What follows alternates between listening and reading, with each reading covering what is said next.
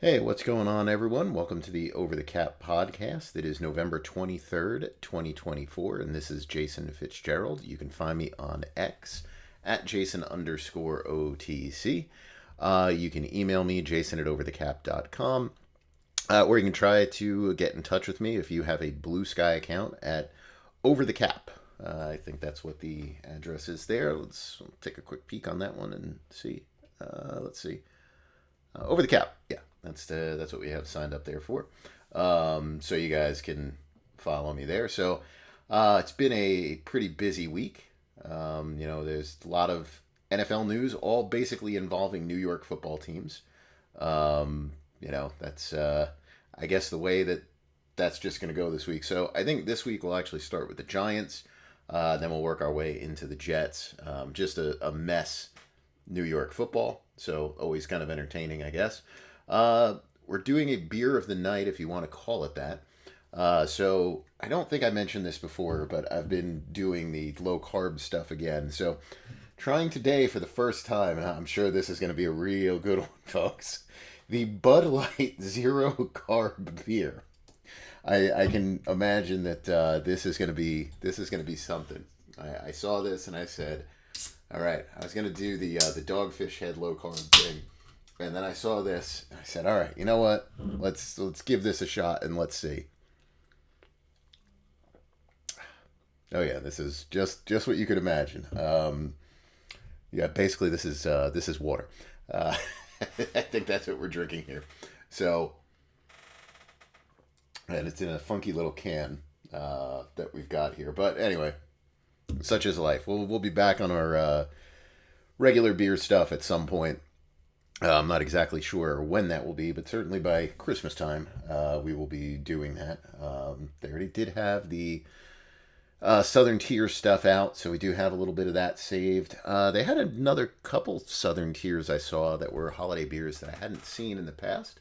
So I may try those out at some point too. And I was very excited to actually look at a list of some things that are going to be available the next time we go away. And supposedly, the Southern Tier 2 Xmas beer will be on tap. So I'm hoping that's actually accurate. If not, so goes. Anyway, thank you very much for the comments for the last podcast. It was, I think people were happy that it was back. So I'm glad you guys listened. And, like I said, I'll try to keep up with this a little bit more regularly and see how things go as time goes on. So let's jump into the Giants here, and we'll get into the Giants releasing Daniel Jones. So, just last week we talked about players who had significant injury guarantees, and it's not like we were breaking any new ground on the Daniel Jones thing. I mean, that one has been talked about. We've talked about it for a long time, but that was certainly picked up nationally, for like the last, I'd say 2 to 3 weeks that injury guarantee that was in there should become a concern, for the Giants as the season just kind of spirals out of control. And they do finally make the decision to bench him. And, I didn't really follow along with it in real time when it came out, because I was asking questions of people on X and maybe Blue Sky as well. I think I was cross-posting, just to see if people had any more information as to whether he was being demoted to backup or third string. Then the news came out that Tommy DeVito was going to be the starter, which is kind of what I expected it would be, and that Drew Lock would remain the number 2. So at that point, you knew Daniel Jones was done, that he was going to be bumped to third string, or he was going to be bumped to a fourth string, which meant, you sign someone to the practice squad and that player becomes your emergency third quarterback. And, you just say, well, whatever, he's got to find himself, or whatever nonsense that you want to say, if you're the New York Giants. I think people get a little mixed up with some of the things that come out when they start talking about, well, this isn't contract related, it's performance related. And, obviously it's somewhat performance related. He hasn't been good. The team isn't good. But you also have to look at things. how many bad starting quarterbacks are there in the NFL? How many bad starting quarterbacks are there that make a lot of money? There's a pretty good amount of them through the years. None of them really get benched. And this is it. So to say that this is strictly performance related, I mean, it's a lie, but the Giants don't really have a choice. Like, they don't have another option. You see, the CBA is basically like I always say it's like a kind of a living, breathing document of sorts. Now, they do it every 10 years at this point, so it doesn't breathe as much as I guess as it used to. But rules always change based on situations. And I think this dates back, I could be wrong, but I think it dates back to Terrell Owens, when Terrell Owens was deactivated by the Philadelphia Eagles in response to behavior. If you're old enough, you remember Terrell Owens shooting videos doing a workout in his driveway where he was doing like sit-ups or something like that. I think Rosenhaus was his agent. I think he was there too and talking about it. And it was a scene. And he created such a scene with the stuff that he was doing that the Eagles basically said, don't even bother coming to work. We'll just pay you. Just go away. And eventually there were new rules that came into place that said you couldn't do that. The most you could do is deactivate a player for 4 weeks. And then there were other clauses that were put in the CBA, I believe related to that. I could be wrong. Maybe it was independent of that. But basically said that you can't punish a player like because of contractual reasons. In other words, like, you can't punish a player because they have an injury guarantee in their contract and you're afraid they'll get hurt and it'll kick in. You shouldn't be punishing a player because they have an incentive that they might reach. And if they reach it, you'll have to pay them money. So you end up sitting them because of that purpose. So when you bench a player like Daniel Jones, you have to come out and you have to say that the decision is strictly football related. And some of the ways that you can kind of get around, just any little talk that there could be if you wanted to file a grievance on the player side. I don't really know what you would gain by it, but let's say you wanted to do that. You do promote DeVito up, and that makes it easier to justify not moving him just down one level. Right? So you say, well, we've been seeing really good things from DeVito in practice. And look, the reason Tommy DeVito is the quarterback is because he's popular. He's a local kid. He's super popular in New Jersey. He's super popular in New York. The season is lost. He's probably not going to do anything, but you'll throw him out there. You'll get some excitement for a week or two. They're not going to boo the local kid. At least I don't think they will. So you've got a lot of different things maybe that can help you out by having him out there. Come out and you say something along the lines of, well, Drew Lock, we really like him as our backup. We don't want to screw with things by moving him from this backup role, which we think he's really well suited for. And I'm not saying that's the case here. There are actually plenty of teams that do their evaluations of their backup quarterbacks, and it's kind of a funny thing, but they actually don't look at certain quarterbacks, even though those quarterbacks are a backup. They don't look at them as starters. They look at them as players who have kind of a unique skill set to come in cold off the bench, finish out a game. They look at them as a player, maybe, if there's not going to be a lot of footage on them, that they can play for a week or two, if the main starter gets hurt. But they don't actually look at that player as a starter. And every now and then you'll see these situations that do pop up where there's kind of a name guy as a backup. Someone goes down early in the season to like serious injury, and next thing you know, they're out searching for a quarterback, and that's actually the reason why. So it is a plausible excuse when you say something like that. And then you get to drop him to the third string, and at that point you're doing almost no work. Now, the Giants worked him as a safety, and a lot of people were surprised by that, and it was like, oh my God, he's out there as a scout team safety. Look, I'm sure being out there as a scout team safety, you're just giving the defense a look. So there's no chance of injury. He's basically just standing in the middle of the field, probably with a red jersey on. Ball's never going to get to him. At that point in time, those plays are completely done. So he's just given a look. And, I remembered this is exactly what Washington did with RG3. Some people didn't believe that online, but it's true. Washington did it with them.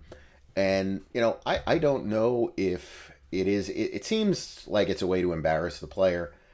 I kind of don't feel like the Giants organization is looking to do that.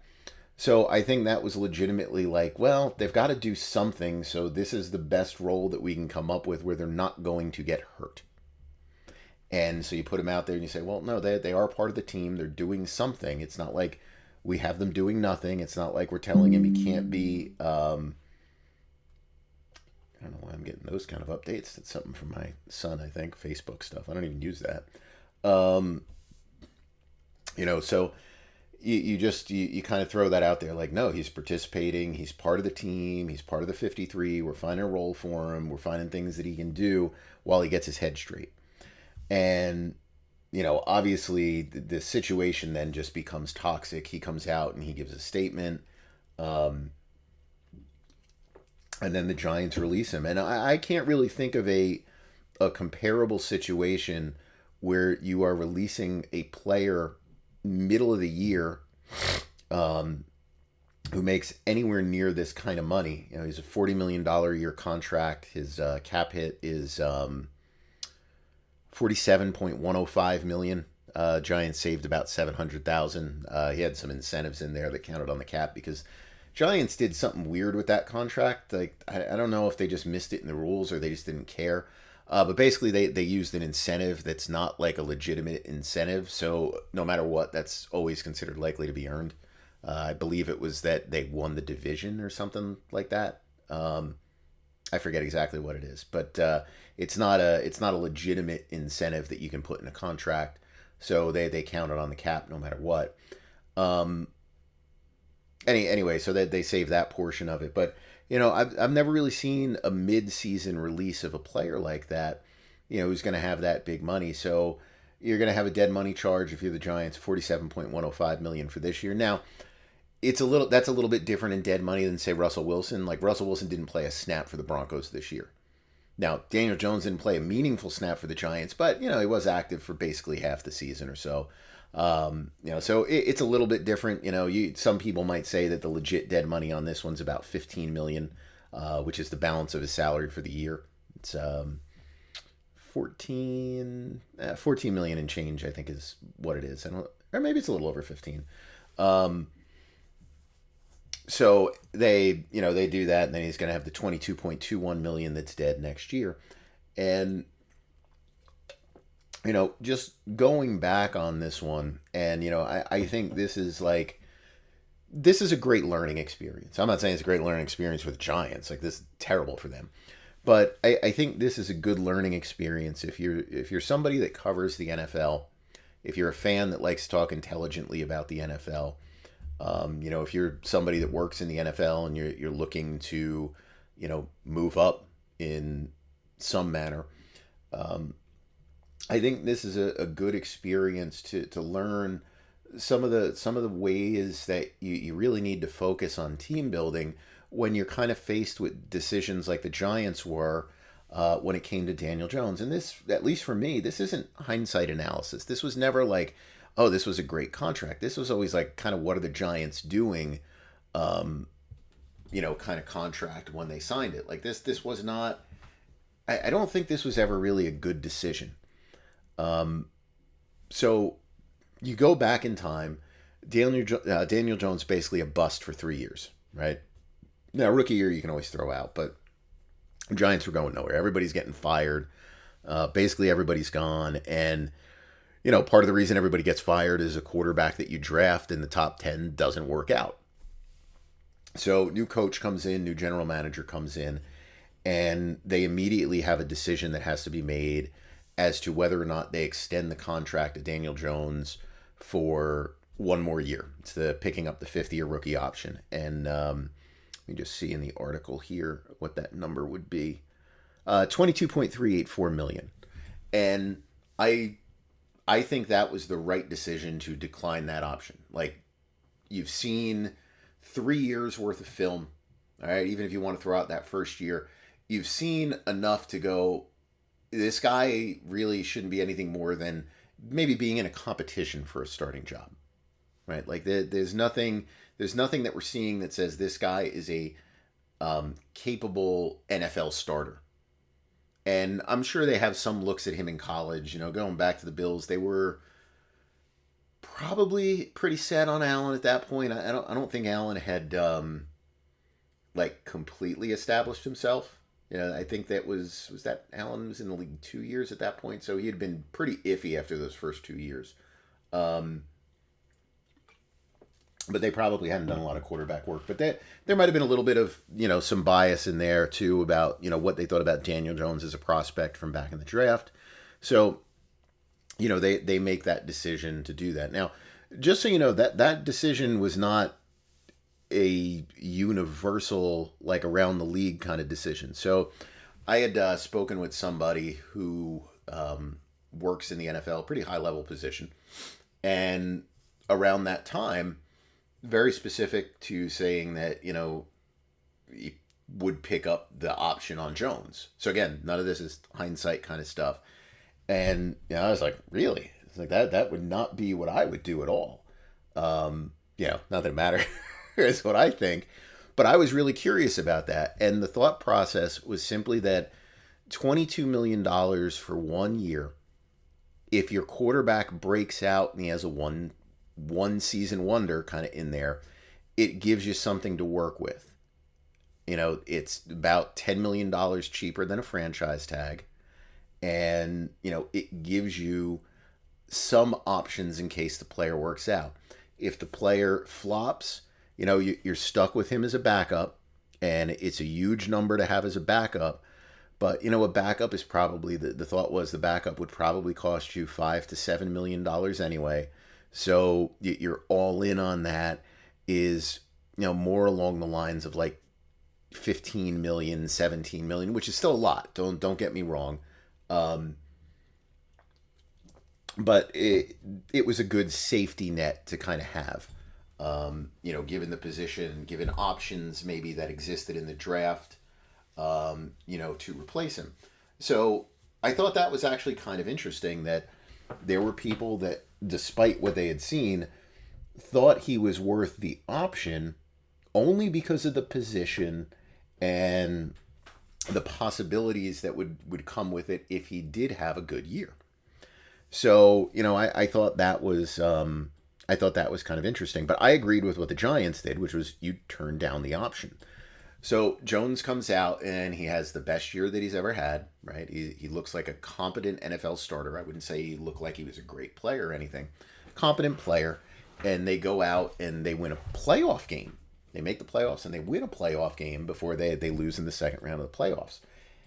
And now it's like you veer completely off course and everything changes. And this is the part that I really didn't understand with the Giants, because if you go to the Bills, which is what everyone is going to associate the guys there with, the Bills were faced with a very similar scenario, and they continued to say, no, we need to stay the course, blow this up with the existing players, and move on to another generation of players. And eventually that led to Allen and, this current period where, they're one of the best 2 or 3 teams in the NFL over span at this point of 6 years, probably, in large part because of the strength of the quarterback. But, they didn't double down on a roster even though they happened to make the playoffs. I know the Giants actually won a game, but, either way, they the Giants decided to look at that as like, we've turned the corner. And, I always say this, I talk about this on the podcasts a lot. I'm sure I post about it a lot. There are always these weird honeymoon seasons that come into play when you have these new coaches that take over a team. Sometimes coaches do terrible, but other times, these coaches come out of nowhere. They have the great year. I'll use my Jets as an example. There was the Eric Manginius year. There was the Todd Bowles 2015 almost make the playoffs year. And, these guys look like stars. And then everything comes crashing back down when the rest of the league is like, all right, well, we're not going to overlook these guys, number one. And number two, we now have a year of footage. We understand how they're going to coach, that it's not always the same as just being a coordinator. We've got what they're doing. We know the flaws in the team. We know the tendencies now. And we spend an off season preparing for it. And the team goes back to kind of being lousy. And to me, that's kind of what happened with the Giants. But anyway, you're faced with this decision with Daniel Jones, and the thing that complicated matters was they had another popular player on the team in Saquon Barkley, who was also a free agent. So the franchise tag is only going to be able to be used on one of those two players. And my take the whole time was that the franchise tag is meant for the quarterback, right? Like there's a reason why it's called the franchise tag. That's the only players, with just a handful of exceptions, like a Justin Jefferson is an exception. Aaron Donald used to be an exception. There's a handful of players that play on the other side of the ball where I say, okay, yeah, that's a franchise player. Myles Garrett in Cleveland is like a franchise player. Other than that, it's a quarterback. I don't care how good the running back is. It's not a legitimate use of a franchise tag if you have a quarterback that you have to use that on. Now, obviously, you're always hoping to get a long-term extension done with your quarterback and everything else, but why would you go back on those 3 years of priors and look at the 16-game run, 17 if you want to count the one game in the playoffs, and go from, we didn't think this guy was worth $22 million to, we need to do a long-term contract with him? Like, that makes no sense. Zero. That doesn't make any sense at all. That's the path they chose here. And, all along, my thought is, you do that deal and you do the franchise tag on Jones because he could be a one-hit wonder. All right? So you do the tag on Jones and you go out there and you let Barkley test the market. If you lose him, you lose him. If you don't, you don't. All right, you determine what you think that market might be for running back, and you just deal with it. And from the sounds of what happened, the Giants tried to negotiate a long-term deal with Saquon Barkley, and it wasn't happening. Like they were on different wavelengths. I don't remember the reports of the contract offers or anything else.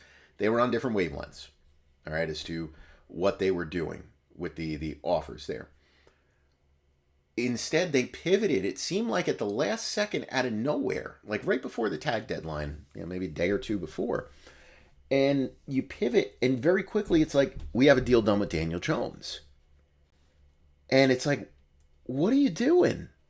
Like, why are you leaning into this super expensive contract versus leaning into the figuring out how to protect yourself over the long term?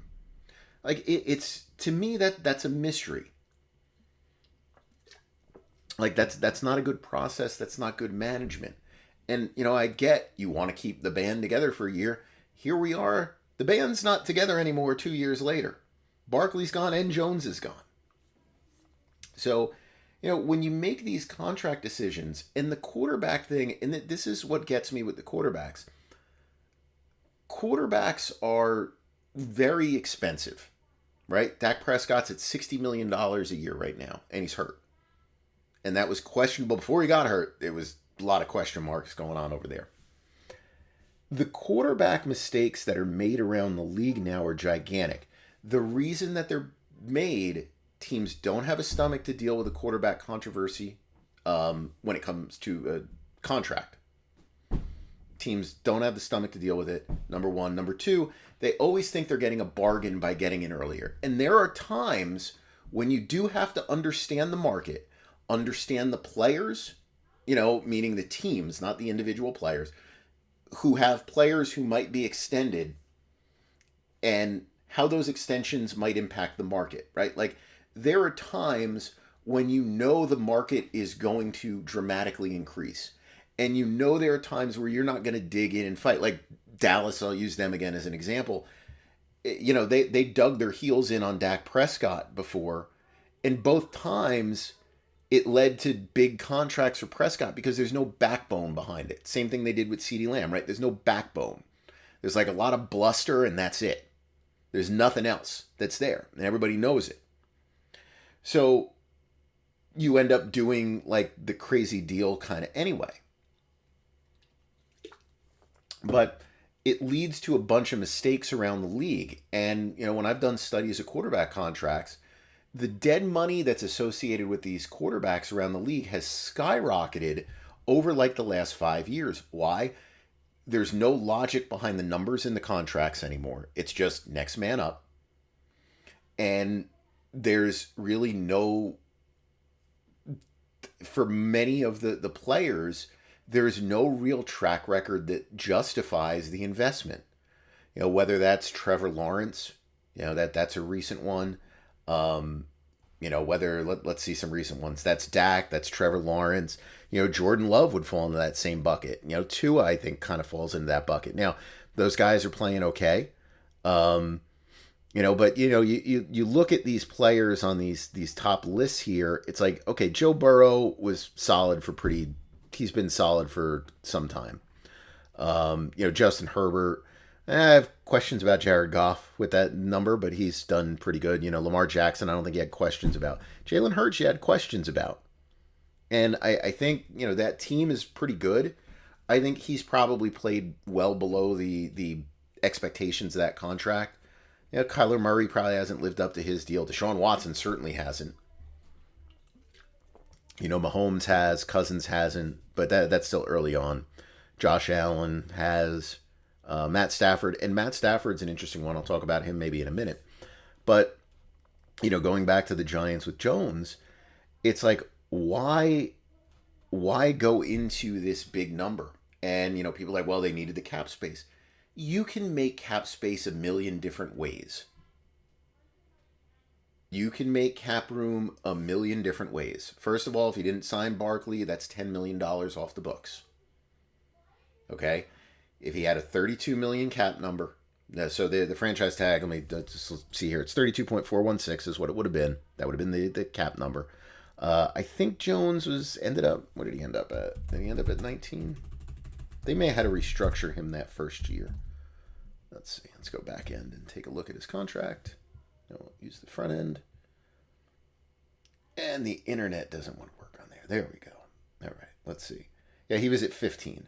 And that was after restructure. So his original cap number was 23, 22, 21 probably. Since they had to restructure him in the first year because the Giants ran out of cap room because of some of the stuff that they did. So, there's other places that they could have gone to create cap room if they needed it. And you should never let the cap, dictate doing a big contract like that. But you have to look at your options that exist. And you know what? I don't have to do the math on it. I think I have it written right in the article here. So the Giants could have tagged Jones 32.416. It's a 1-year deal, free and clear. So, and just so you guys know, you can pay that money out as a bonus to where you could dump a bunch of money in void years as well if you wanted to. There are different things that you could have done with that contract to bring those cap numbers down if you wanted to. But anyway, it doesn't matter. 32.416, and, that would have been the number. And then the next year, he would have had a salary of $38.899 million if you had to tag him a second time. And for people saying that, oh, he never would have played on the tag, you're dreaming. What players do not play on the tag? Dak Prescott played on the tag. Dak Prescott a lot better than Daniel Jones was at the same stage of their careers. He played on the tag. People don't sit. All right, so those are the numbers that you were looking at. All right, so, I don't know what the Giants are thinking here because the contract that they sign pays Jones $46 million guaranteed the first year. That's $14 million over the franchise tag. So when people wanted to go, and say, oh, this was a great job by the Giants because they gave themselves an out after 2 years, meaning he didn't have any guaranteed money in the contract, they were so far and above the franchise tag level. They were paying him under the expectation that he was going to be there for at least 3 years, because the only way you justify these numbers is if he makes it to the third year. Not being cut in the third year, actually plays on the team in the third year. Yes, it's all well and good that they were able to say, look, Daniel, we love you, but we're not going to commit to you the way that the Cardinals are committing to Murray, where, every year is some rolling guarantee. All right. So yeah, that's all well and good. Like, yeah, it could have been worse, but this was a super bullish contract.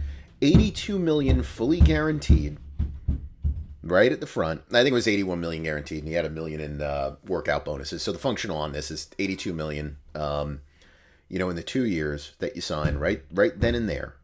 Okay, that's $11 million higher than 2 tags. And the 2 tags gives you an out, right? It gives you an out after the first year, and it gives you a free and clear out even after the second year. Though, realistically, if you make it to the second tag, then you're doing the extension. And you say, well, he would have gotten even more money, if he got extended this year. Okay, but if you would have extended him this year, you would have known he was a terrific quarterback. I don't care at that point if I have to pay $15 million more a year, $10 million more. He wasn't going to get 55, but if he would have been in that $50 million category, somewhere in there, so be it. At least you know what you have, versus this, which is you had 3 years of a guy who really didn't belong on the field, 1 year of a playoff caliber team, and lo and behold, 2 years of a player who didn't belong on a field. You got 16 starts and 3 wins for $82 million. That makes no sense at all. No sense. Also, you could tag the running back, and again, this is where you get into the money. You have a ton of question marks about Daniel Jones. And you're committing $82 million instead of $32 million. That's a $50 million swing. You've got a lot of questions about Saquon Barkley, right? Because of the position. And the Giants are right to have those questions. I don't care what Barkley's doing this year. I don't care what Derrick Henry is doing this year. This is 2 out of a bazillion historical running backs doing this. But even if you had those same questions about Barkley, you should have those same questions about Jones. Barkley's floor, even with the traditional decline that you see with the running backs, is probably higher than Jones's floor. Yet you commit $50 million extra over the tag to Jones because you're going to fight with Barkley over... I'm just going to throw a number out there, all right? And I could be completely wrong on this one, but I'm going to say that the Giants are probably looking to sign him for around 11 or 12, probably similar to what he got. Probably 25 full, 30 injury protected. He was probably looking for something closer to that Ezekiel Elliott style deal. Probably not that kind of level of guarantees, but let's call it $15 million a year. And let's say it was $35 million guaranteed. Let's even just say that it was that. And the Giants were willing to go to, I don't know, let's say the Giants were willing to go to $20 million. All right. So you instead, because of all this, instead of just biting your tongue, biting your lip, and just saying, God, you know what? Situation's got us. Barkley's got us over the barrel right now. We're going to have to give him an extra $15 million guaranteed than we want to. That is a hell of a lot better than giving an extra $50 million guaranteed to Daniel Jones when there's no track record. There's 1 year. So, you do your deal with Barkley, 15 million a year, 30 million full, 35 million full. Let people like me, scream, until we can't scream anymore about how dumb it is to give the running back a contract. Who cares? When you're looking at your scenarios and you're doing your scenario analysis on these kind of things, your options where we can commit 82 million to Daniel Jones and 10 million to Barkley and then try to get a deal done with Barkley that probably was going to end up being 35 million in guarantees anyway over a 3-year period versus maybe a 2. So it ends up being the same versus the other option, which is we could give 32 to Daniel Jones, 36, 35, 30, whatever number to Barkley, and we're in a much better position. Because if Jones flops, we've got a popular player under contract. Maybe he'll make a couple of explosive plays. Maybe he won't.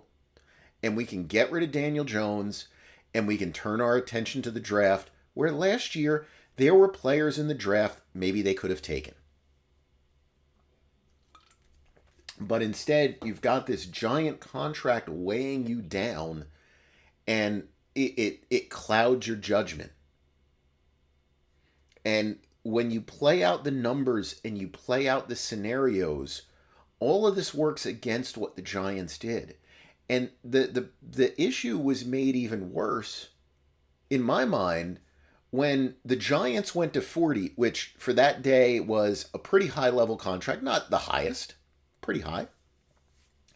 And you had other players who were considered competent NFL starters, and people were talking about them breaking the bank and everything else.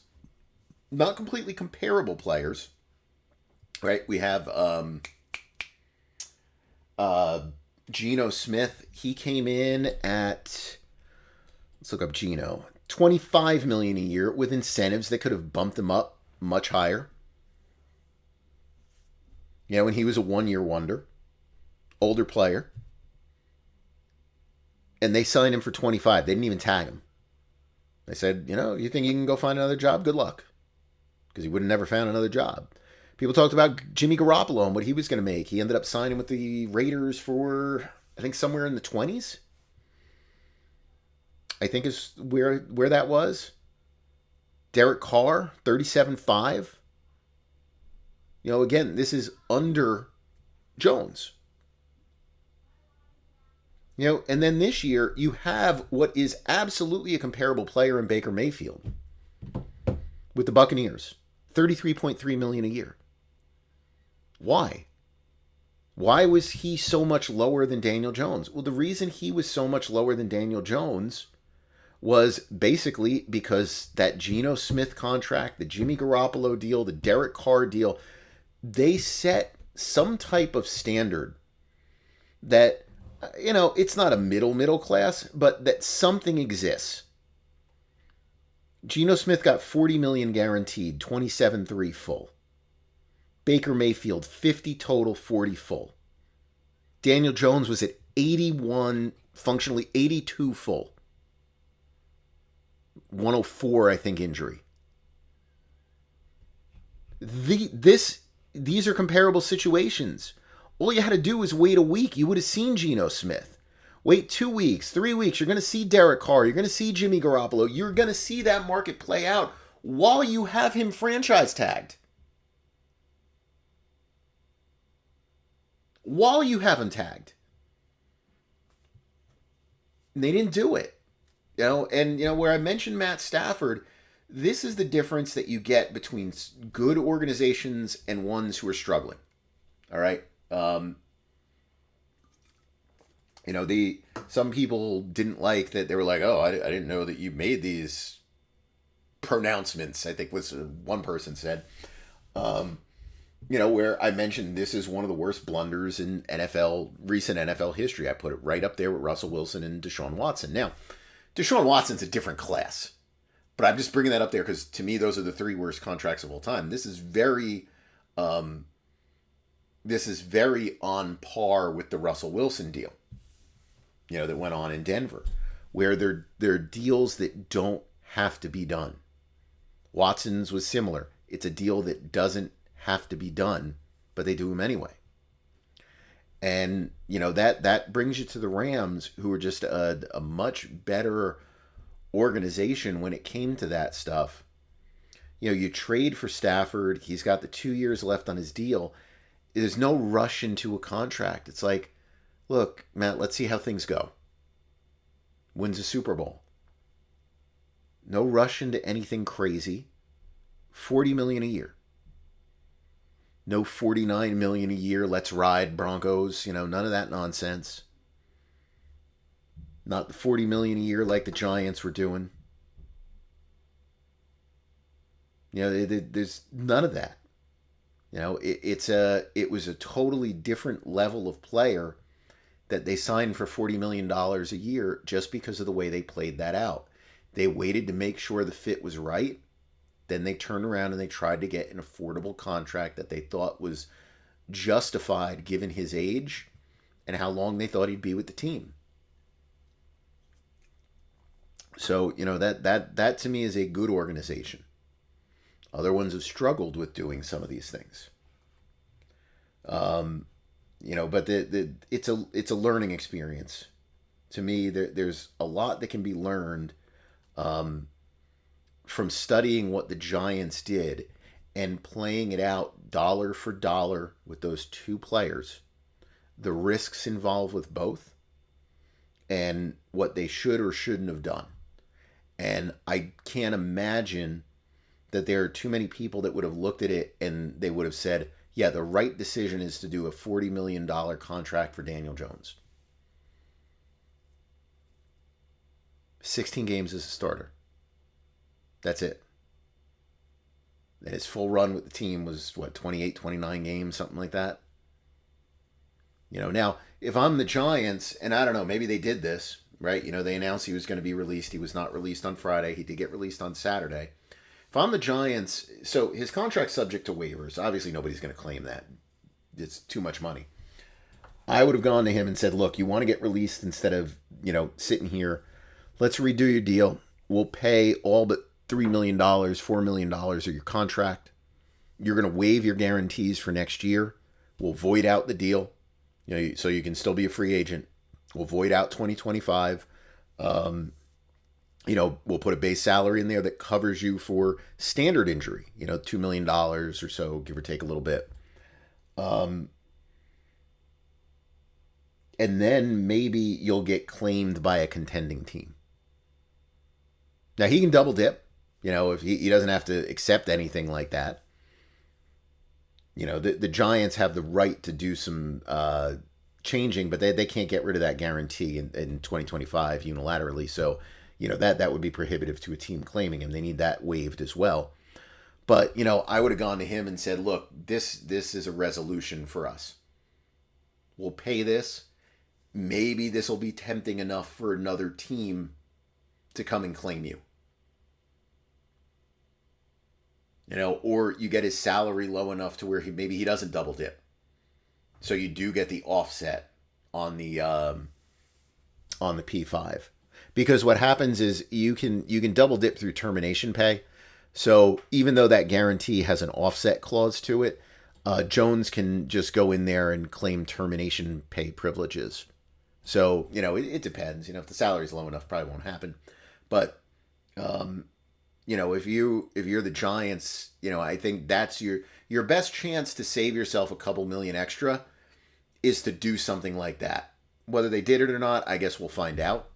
I think that would have been a smart thing for them to do to facilitate the release rather than having him sit on the roster for the rest of the year.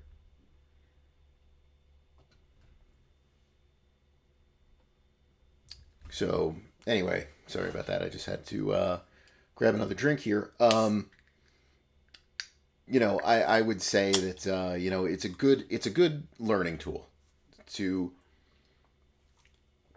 go back and look at this. And there's plenty of contracts I think that are good for that. I think the Wilson one is a good example of that. You compare Wilson, you compare Stafford. They're completely comparable situations and two completely different paths, one by an organization that was being run, I think, much better than the other. And, the protections that were there for both in those deals. All right, so let's talk about the Jets here. Let me just put up one last thing on Twitter here. We'll do a last call for podcast questions. I'll do that in the other one too. Usually I use that buffer, I think it's the name of it, to cross post on both. But let's do that here. Don't know if we'll get any responses on Blue Sky, but whatever. Give it a shot. Now we've got the Jets, and we talked about the Jets last week, and this kind of came out of nowhere. I got word of this a couple minutes before it actually broke. I don't think I was the first to put it on there, and I didn't actually say he was getting fired. I was just like, "Oh, big changes coming today." But it was a surprising decision. Look, I talked about it. I said, Joe Douglas was basically the Walking Dead anyway. But I don't know what purpose this serves. Like, it just makes your organization look like total chaos. When you go in there and you do this. And the story that came out, I think it was by The Athletic. It was definitely by The Athletic. And I don't remember who the authors were. So sorry about that. Where they talked about the dysfunction within the Jets organization. And there was a talk about the Jets supposedly benching Aaron Rodgers, was the talk from Woody. Now, if Woody really did suggest that, I almost feel like that was a test to draw more of a wedge to give a justification for getting rid of Saleh, because I can't picture in a million years Woody going in there, even after he dealt with the Brett Favre experience, going in there after the Denver game and just being like, yeah, what I'm seeing on the field is that Tyrod would have us winning games and, Aaron is not. Like, that to me is not at all what he would be saying. But the more interesting thing, I think, in that entire article about stuff was the group that met with them. And that's the same thing that I mentioned last week, where you've got this group of people who have been around the organization forever. They run the team, and they don't do anything positive. Every time you hear about these decisions being made, all right, with general managers and coaches and stuff behind the scenes, there's always a handful of names. It's the same cast of characters, all right? And nothing positive ever comes from it. And again, it gets to the point. Did Joe Douglas deserve to not be back as GM? Absolutely. Done a terrible job. Did Robert Saleh deserve to not come back as coach? Absolutely. Hasn't had a good run with the team. Did Todd Bowles deserve to get fired? Did Adam Gase deserve to get fired? Did Mike McCagnon deserve to get fired? Did John Idzik deserve to get fired? Did Rex Ryan deserve to get fired? Yes to every single one of those questions. But the decision makers making every one of these bad choices are the same. And yet that finger is never pointed there. Right? It's never Woody taking a look and saying, maybe it's us doing the bad job here. Like, why are all these other teams identifying a coach every now and then who does a good job? Why are all these other teams identifying a GM who occasionally does a good job? And I can't do that. There's just functional issues that are there. And, I think it was the same story. If not that one, it was a different one. And I think it was also The Athletic, where they said, you talk with people who have worked with the Jets for over 20 years and, over the course of the last 20 years, meaning people who have been let go. And, they all say that it's just kind of a toxic environment. And, I've talked about those things here too. And by toxic, it's just like the decision making is haphazard. You get moves that come in based on the owner. And, I can tell you a lot of this is true. Now, some of it, people were paranoid. But I can tell you, from people that I know who have worked within that team, there have been periods of time where it has been just absolute paranoia from the top of the organization, meaning Woody and company, that's happened, that has had everybody walking on eggshells around that building with the way things have gone. And it is absolutely true that his decision making is steered by what he reads. It used to be what he would hear on the radio. Now it's by what he reads online. And it's absolutely true. And look, it happens that you're going to get influenced, by outside voices. That's normal. That's natural, right? You're running a business. You need to hear what your fans are saying, but you can't just let the whims of a very vocal group of fans, a very vocal reporter, when you were looking to make a coaching hire, one very vocal person maybe who's the last person to talk to you that happens to be in your front office. Like, you can't let that be the driving force on making a decision.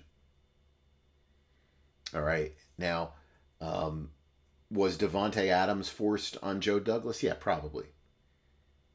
And again, I would have done the move. You at that point, you're grasping for straws trying to make something work. But again, it doesn't really make sense that you would be trading for Davante Adams and at the same time you'd be talking about benching Aaron Rodgers. Like that, to me, that was I'm just going to get him to say he wants to bench Aaron, and that'll just be the end of him. And he didn't want to say it. So anyway, it's just a big mess there. But I don't know what the purpose is of letting somebody go like right now. Telling me, well, they need to get a jump start on search. Who are they getting a jump start on a search for? Everybody is under contract to another team. If they're not, they're probably consulting somewhere with a team. You're not bringing them in for interviews right now. You're not bringing in a coach for an interview because that undermines your your interim coach. Probably not bringing a GM in right now. I'm not saying that undermines, Phil Savage. He knows he's just playing out the string. You're not going to go out there and, start lining up interviews and have these guys ready to go. It doesn't really work that way. And if you don't think that this stuff gets lined up ahead of time anyway, you're dreaming. I have a little experience in that world. Not a ton, but I have a little bit of experience in that world. All right. People know who is and who isn't being let go. Now, some of it you can tell pretty obviously from seeing the way situations work. But you get feelers going out there already about who is going to be interviewed. And those interviews come quick. All that stuff happens fast. It's all the same. It's many of the same people. Whether I fire somebody now or whether I fire them January 6th or 7th, whatever the last day of the season is, I already knew I was going to fire that guy.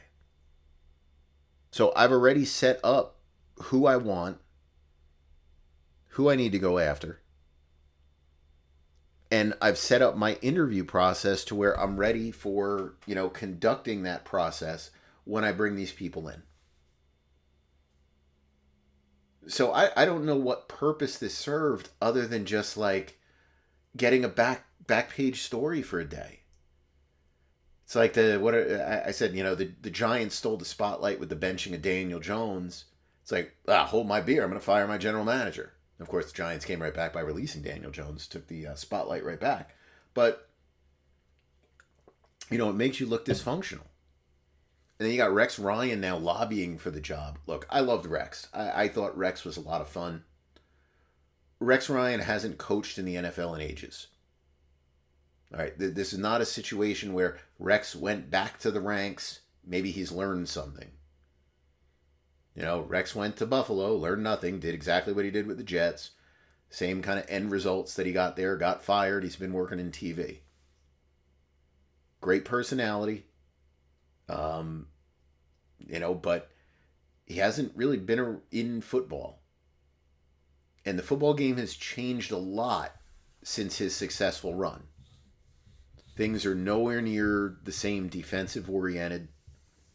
Team building is completely different. The game is a lot different. And I get that he's probably thinking he can come in, get these guys to play great defense, and just tell Aaron Rodgers, go be Aaron Rodgers. Even though I don't think that guy exists anymore. And you say, oh, well, he's just got to bring in an offensive coordinator. We went through this. It never worked. He never found anything competent to run the offense. There never was anything there. It was always a struggle. It was always a struggle. And, if you can't get anybody else because Rodgers is going to be back next year, well, then sure, go whatever, do what you want to, get a bunch of happy fans for a couple of days until the season actually starts. But, the Jets need to turn the page. They need to get the group that runs this needs to go. They need to not be involved. I'm not saying they can't be involved with the Jets. Sure, run the business side of things. Don't get involved with football. You bring in someone that actually runs the football organization. You give them a budget, like a legitimate budget. You clear everybody out. Now, you can't really clear everybody out. That's not really the right way to do it either. But, you go in there and, you reorganize, you restructure, and you modernize. You put the resources where they need to go. And you start getting in the habit of, just building an organization that's modern compared to the rest of the NFL. The Jets are not that. Jets are always a team that's always like looking backwards. They're not a team looking forward. Always looking backwards. And you're reaching to the past, to try to make things better in the future. And that doesn't really work. So, anyway, that's the Jets. There's not too much to really rant on with them. They are what they are. Let's take a look at... I think I had a couple. It's not as easy to go through as it used to be. All right. Let me just look up a couple of things here. Let's see some stuff that I posted this week. At least I think this was this week. This is the Jets roster for 2025. Let's not even go down that path. Annual contract value versus record. So if you're following along, you can see this. So you can find these on X or Blue Sky, these little charts that I put up there. I don't do these as posts, but I always find these to be kind of interesting. You're looking at how much teams spend and you're seeing how that kind of works out.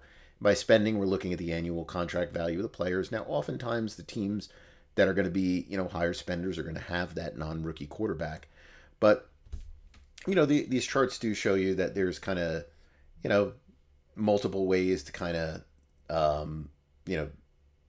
tackle the NFL.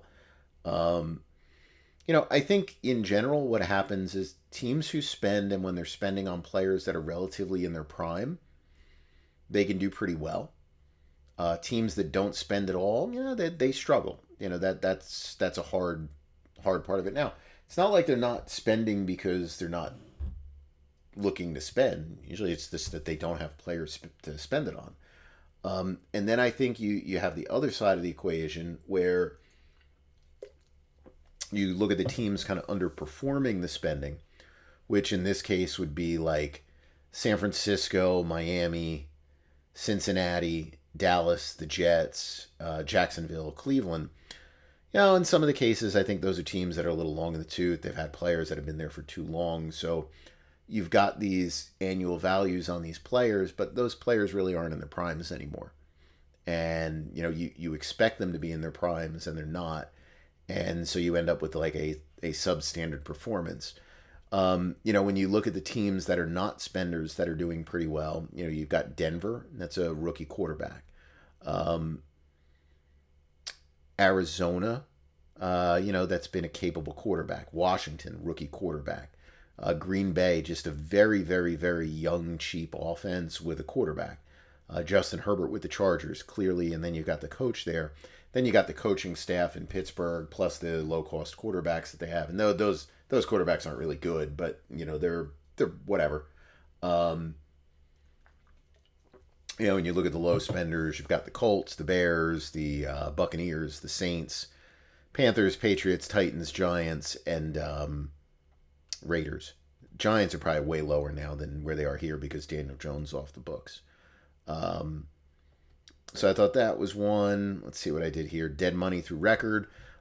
People were interested in this. Now, if you look at this kind of chart, if you're following along on YouTube, you can see it. It's a pretty random spray.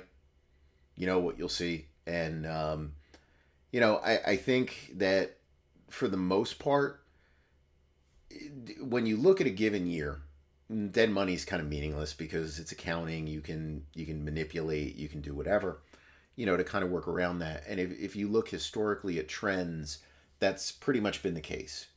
Now, I don't know where those trends stand now. I probably should do another kind of study on that, like a little bit more modern. I know I've done that looking in the past. I've done that both privately for consulting stuff. I've done it for public side as well. I remember there was a certain number, percentage that I had it on where it was like, okay, that's a disaster percentage, but anything below that is functional.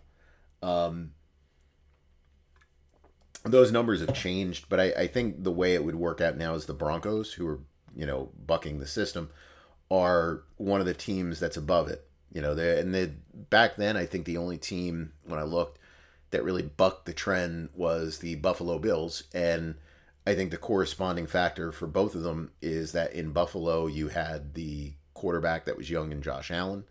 And you had, here, you've got the quarterback that's young in Bo Nix. Plus, the coach doing pretty good. And obviously, the coaching staff of Buffalo has been very good as well. But dead money can be overcome. I think the other one that you really want to look at are the bigger trends, which are what do things look like over time, where you start looking at like a 3-year window. That's very different. The teams that have significant amounts of dead money don't perform very well. They're not usually playoff teams. Maybe you get one playoff season in there. There's not a lot. They're not as competitive. Now, sometimes the dead money, it's not like, well, you're just not managing the cap. Most of the time, it's just that players aren't any good. Sometimes it's draft picks. But that's just there's a long view and a short view. A short view is going to give you something like this, just random spray, like is what it is. The other type of view is going to give you something that's a little bit more, that's going to push towards dead money being pretty bad when you're carrying excessive amounts over a certain period of time. The other thing that I think is kind of important to look at are when you do look at a couple of these teams here that don't really carry any dead money at all, which is the Bengals, the Colts. These are teams that just refuse to cut. Refuse to, for the most part, take a risk, refuse to cut. And when you do things like that, yeah, your books look good, but sometimes you don't compete. Now, the Bengals have been able to compete on the strength of really of their drafts. But, things haven't gotten as good since they've gotten into the extensions versus trying free agency. And, the first team that I really noticed that trend with was Tampa Bay.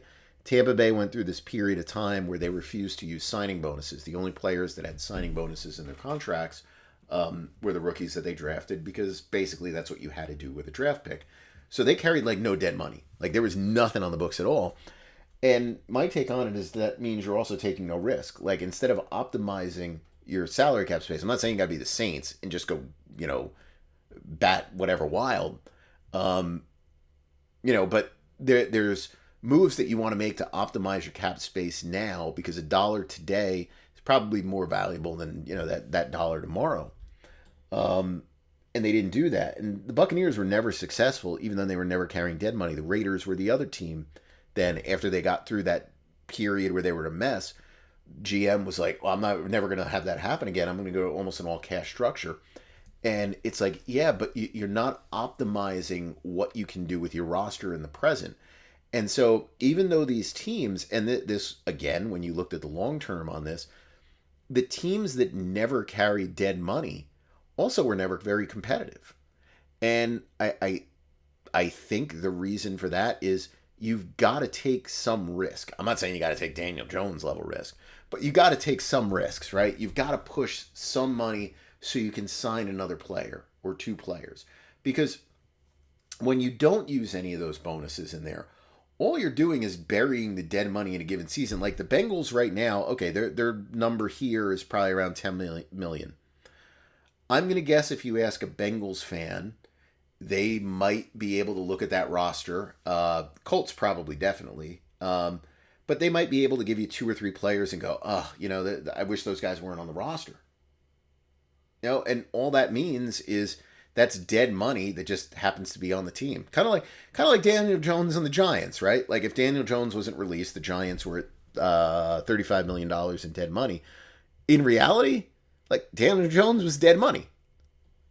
Okay, now they had his contract structured in that way, so it's not the same kind of situation with the structure and everything else. But when you're not optimizing what you can do in a given year, and you're kind of becoming a prisoner to the cap and prisoner to the thought of dead money, you're not doing the most you can to better your team. And so I just always think that's kind of an interesting discussion. Final one was the OTC valuation through record. I like doing these at the end of the year. So those of you know, we do a valuation of every player in the league. Basically do our best to kind of convert where the market is into kind of like what that player should earn based on all the dollars and cents that are in that particular market and what their performance levels somewhat are. You're basing them on a couple different things. You got stuff from Pro Football Focus that goes into it, statistics that go into it, playing time that goes into it. There's a couple of markets, quarterback in particular. It's going to be a little weird looking. The reason the quarterbacks are very weird looking is because you've got very productive high-level players and very productive low-level players. The quarterback market is kind of weird. So it's very hard to justify or to come up with something that says, okay, yeah, this quarterback should really be worth 60 and 58 and 55, all the way down, because the quarterback market doesn't really work that way because there are so many low-cost contributors, that come into play. And so that does skew some of those numbers. And quarterback play is down this year. But I think I've got like two players above 45. I think it's like Lamar Jackson at 52 and Burrow, I think, is number 2, probably like a 46 or 48 or something like that. I'm not going to look it up right now, but I always think these are kind of interesting, and you can see that there is some correlation that exists here between the values that we're giving to the teams, and obviously it's quarterback is going to drive a lot of it, and quarterback drives wins and losses. But I always think that that's kind of an interesting thing to look at. Just to see how some of those numbers kind of work out, and see teams that kind of look like they're underperforming, overperforming, and sometimes it's just where the value lies on your team maybe aren't in the players that, at those positions that contribute to winning that much. But this has been pretty consistent. I think I've tracked this now for 6 years. We've done these calculations, and this has been pretty consistent year over year. We get, I think, a reasonable correlation between, winning and where we have the team is valued.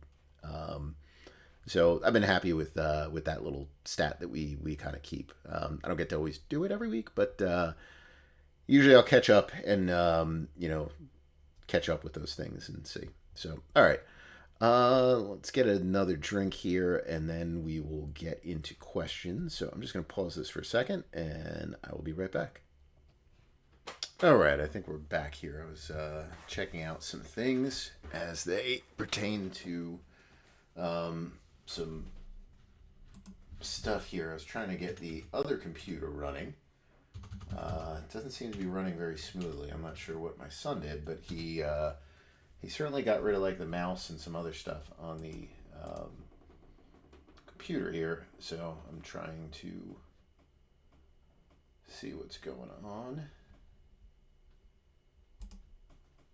That is not the right thing. All right. Anyway, I will get into some of these questions here in 1 second.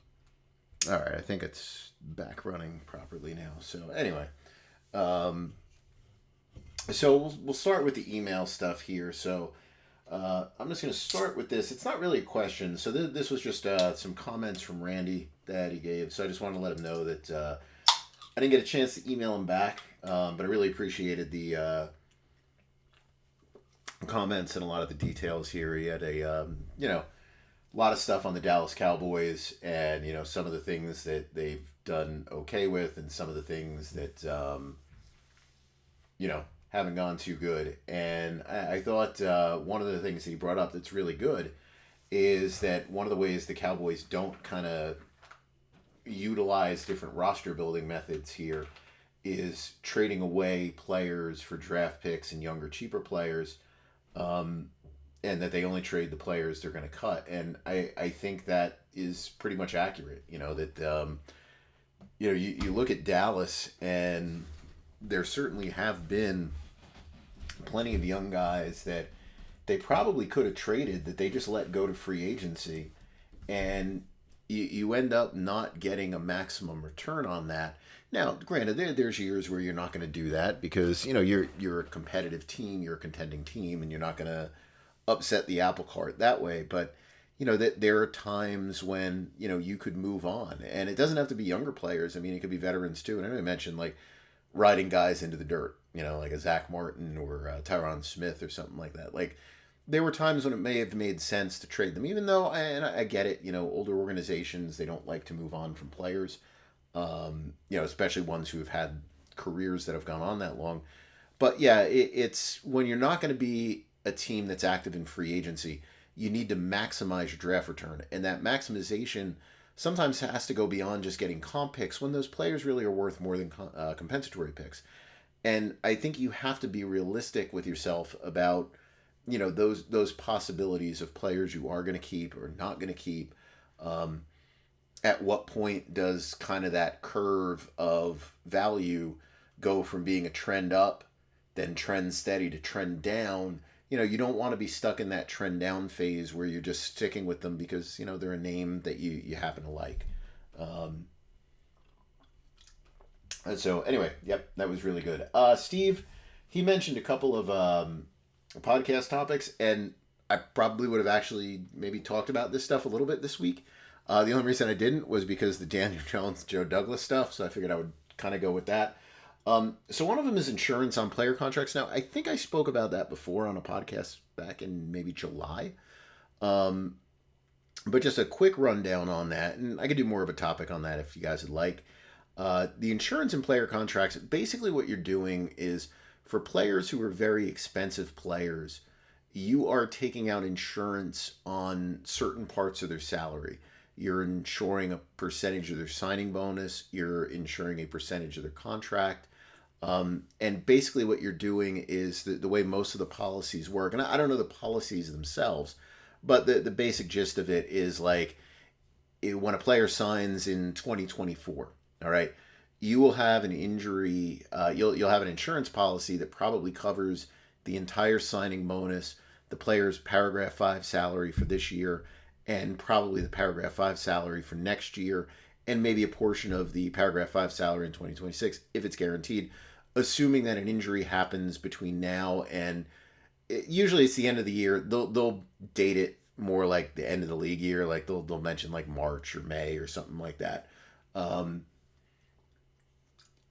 I think usually they consider for insurance purposes almost like the new league year starts when OTAs begin. Because that's really the first time where you see injuries. So then, there's another policy that kind of takes over in the following year. So if the injury were to occur from like May of 2025 onward, maybe it's half of the signing bonus is insured, paragraph 5 salary for 2025, portion of the paragraph 5 salary for 2026, and maybe it's a smaller portion. The little things like that. That's basically how those work. And depending on the policies themselves, like they used to be very standardized. Like if you missed if you had the signing bonus insured and you missed 5 weeks, let's say, because of an injury, like you were on IR, not that you were just sitting, you were on injured reserve, you would get a reimbursement for 5/17 of the prorated amount of salary for that year. And then that would be divided among the rest, the remaining part of the contract. You would get cap credits for that. Nowadays, they're a little bit different, but I think that the gist of it is the same, but the policies are written a little different to where it's not necessarily like 7 million for this year, 7 million for that year, 7 million for that year, 7 million. Because I think the teams recognize that if you're giving somebody, say, a $35 million signing bonus on a 5-year contract, it's more like 10 million per year or 12 million per year, something like that. Rather than 7 per year, because really you're only looking at those first 3 years where there's value to it. You're not really looking at those back end years as being something you really need to insure, because at that point it is what it is. But basically, if you get insurance proceeds, you will get salary cap credits of some sort because of those.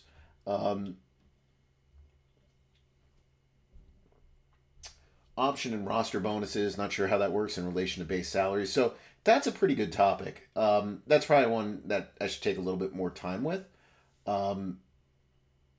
So if you send me a reminder, maybe I'll try and do that next week. But, the base salary is, the way that I always explain the base salary is it's like your wages that you get at work, right? Most of us, you get paid whether you're earning hourly, whether you're on some kind of contract, you get paid every week, every other week, once a month, whatever it is. The hours that you work kind of go towards that. So a base salary is like that, right? Your hours you work are paid for being on the roster for a game week, and that's your base salary. Things like a roster bonus, that's kind of like a big chunk of salary that you just earn for being on the roster on a given day. Option bonuses are a way to prorate money, in a contract. It's just, they're different mechanisms, but that might be a good topic one day to where we go over the different mechanisms in a contract. Years ago, I did a video on that. Maybe I can dig it up somewhere. I used to do a presentation to Tulane on that stuff too. I can dig that up somewhere, because that might be something that's useful for doing on like the YouTube part of this, just going over the components of a contract. Oh, computer's giving me problems. All right, let's see. We may have to go back to email questions later on. I think my son, he installed something. It's taking up too much memory on this computer. Installed some games. And it looks like it is messing me up for trying to check this out. Let's see. Let me try one more time here, because I know I have at least one more set of questions that came. Yeah, this is all messed up. Let's see. Let's see if I can fix this real quick.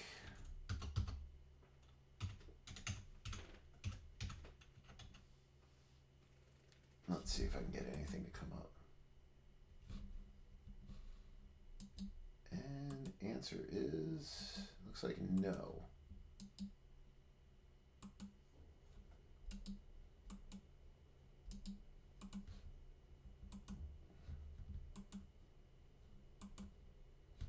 Let's see. And if I restart the computer, I'll have some luck there. All right, so I will come back to email questions in a minute. See if I can get those to work. So let's we'll begin here with Twitter, X, whatever you want to call it. So let's take a look here for any questions we've got. I got a couple questions maybe here. All right, Stevie D. What is a poison pill in a contract? I saw your video on it with Lamar Jackson. Also, is there any cap reason the Jets would cut Rodgers now? Receiving report versus the off season. No one will trade. If they cut him today, they take the dead money during the season. So I hadn't even read that they were considering doing something like that. that would not work out very well for the Jets if they did that. So your cap hit this year would remain the same, but his cap hit next year I think is like 49 million or something. Um, so I mean, I think when you're bringing in a new general manager, um, my take on it is, you want to let the new general manager make these kind of decisions. Don't, make these rash decisions right now. And look, I'm all for dropping Aaron Rodgers, right? Like I have no interest in Aaron Rodgers coming back to the team next year. I think that is an absolute mistake if the Jets were to do that. But you let the new guy come in and do that. Even if it's going to take time, let him be the guy that does that. Let him be the one that makes that decision for your team. Don't let it, don't let it be Woody. Don't let it be the group that's in there now. Just let that situation play out, and let them see what they can do next year to make that happen, because you may have a situation. Well, I'm not in favor of it. Like, I would rather take that 49 million dead next year. You may have someone that looks at that quite differently and says, I want a June 1. I want to do that. I want to split that across 2 years, and I want to take 14 next year, and I'll take 35 and 25. And, you should leave that up to them. So, look, if that's a report, and I didn't read it, so I don't know, or maybe I just didn't get to that part, that they're absolutely ready to cut Aaron Rodgers. I think I would let it play out unless he asked to to be released. But I would, if it was me, I wouldn't do that that way. All right, so I got my email back up here. So this is Colby. Sounds like the Jets will be moving on from Rodgers, but he wants to play next year, given his play and the fact that he took a pay cut with the Jets. My guess, he wants to get his name out of the mud and show he can still play at least a little bit. Where do you think he would want to be able to go? He mentions one of the teams that I should mention here, just be amusing. And no, I'm not going to say the Vikings here. As you look at teams next year,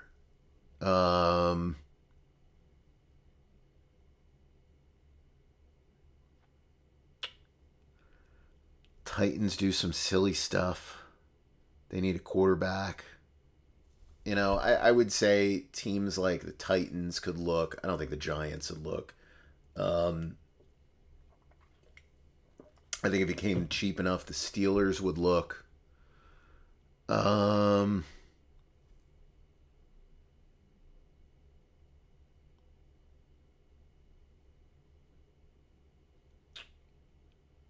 don't think there's anyone else. Saints? And you may as well stick with Carr if that's what you're going to do. I think I don't see a lot of options for Aaron Rodgers. Now, he hasn't played well. Clearly, he's a massive distraction in New York. So as I'm looking at this, I'm looking at the Titans. And I just don't see much. I mean, the Steelers could deal with it. He wouldn't be any worse than what they have. But none of these other teams, I couldn't picture them doing that. So, I would think that's what you're looking at. Seriously, he was thinking about the Browns. I don't think so. I think the Browns are going to have to go to a younger quarterback. I think if they're not going to go to a younger quarterback, just stay with Jameis because he's fun. He'll be an entertaining personality. I don't think that they would go the Rodgers I don't think they would go the Rodgers route. Um, do you think he'd wait on a QB injury, join a worse team that doesn't draft a quarterback, or just retire? I think he would retire. I think that this is just going to be the sad end to a absolutely great career. Um, I think he, in many ways, mentally checked out of football the minute he got hurt. He may have been mentally checked out before that. He was so he, overly focused, I think, on politics and other things. I'm not saying there's a problem with that. Look, whether you agree with him, don't agree with him, he's out there with some of the conspiracy stuff. But I think he had already kind of moved on to that. When you would watch these clips of him with Pat McAfee, I mean, he was in like nonsense world with some of the stuff he was talking about. But I think that's really what he was into. I think he is someone that envisions himself probably having a political career, possibly in the future. And I think he envisioned that, like, he was in some way, shape, or form going to get the word out about what he thought about politics and certain politicians and whatnot. And I think it's like that kind of became more his thing, and he just happened to be still playing football. But I think he has been maybe more focused on that aspect of stuff. Like, he's just been really into those kind of things. And maybe he's been like that in the past. Like, obviously he did a ton of research into the COVID stuff. Again, I don't really agree with any of the stuff he was saying with those things, but very clearly was very passionate about what he felt on those things and took the time to be writing papers and all that. But at that point in time, his body didn't give out. So he was able to go out there and just play ball because, he's been in the league so many years, he can just play. Now that his body is giving out, it's like, it's not only is he probably distracted with other things that he wants to be involved in, but he has these kind of things going on too. So I think Rodgers would probably end up retiring. I think that's what it would be. And I forgot about this from Stevie, the poison pill in a contract. So a poison pill in a contract is you basically, what you're doing is you're creating a scenario that another team can't match. So the legitimate poison pills that came in there were things that really couldn't be matched. So they were things along the lines of, okay, look, if we're going to make a contract when this guy signs with Minnesota, all right, that if he plays 5 games in the state of Washington, he gets $100 million bonus. That wasn't actually the contract thing, but something along those lines. Basically, it was you put a provision in a contract that the other team couldn't match. And the NFL decided that, okay, these are absolutely ridiculous. Like, they're so specific to one team that they don't make any sense. The stuff that, if I remember, that I was suggesting for Jackson was probably a poison pill that would have been allowed. Curtis Martin had one like that I think still would pass through. That basically it was, we'll do a contract. You can match it, right? He was a franchise player. Curtis, I think, was a restricted free agent, I think, at the time. But basically it was, look, you can match this offer. All right? He may have been a franchise player. I don't remember. But you can match this offer. But what we're doing is we're putting a clause in there that gives the player the control of whether he's on the team or not next year. Like 1 year after. Like, he's going to have to be on the team this year. But the following year, he'll get to void out that contract and you won't be able to tag him. And, in the case of that, the Patriots relented on it and, they let Curtis go. But the thought process was, okay, he's going to collect a bunch of money. He'll void his contract out and then he'll just go sign with the Jets the following year. And so I think you could have put a clause together that in the case of Lamar Jackson, did something similar along those lines and also paid such a giant high level salary in the first year of the contract, at least from a cap perspective, you could have made it so another team, so the Ravens couldn't like create enough cap space to do it.